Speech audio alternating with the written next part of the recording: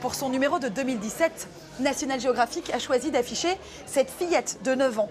Elle s'appelle Avery Jackson, le titre « La révolution du genre ». En fait, cette petite fille est née garçon et est devenue une fille à l'âge de 5 ans. Et le magazine décline tout un dossier sur la question du genre. D'un pays à l'autre, naître fille ou garçon, qu'est-ce que ça change? National Geographic va même en faire un documentaire. Vanessa and JR have 2 kids. Ellie is 5 and Ronnie is 6. Both born male, but at the age of 4, their youngest son told them she was a girl. Ce choix de couverture a déclenché une avalanche de commentaires offusqués sur les réseaux sociaux. De nombreux lecteurs ont même menacé de se désabonner. C'est la dernière fois que je lis Nat Geo, on ne plaisante pas avec les enfants. Vous avez dépassé les bornes, cet article est scandaleux.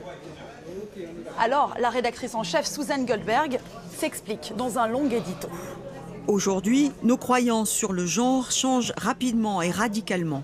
Nous voulons considérer la question du genre comme un spectre.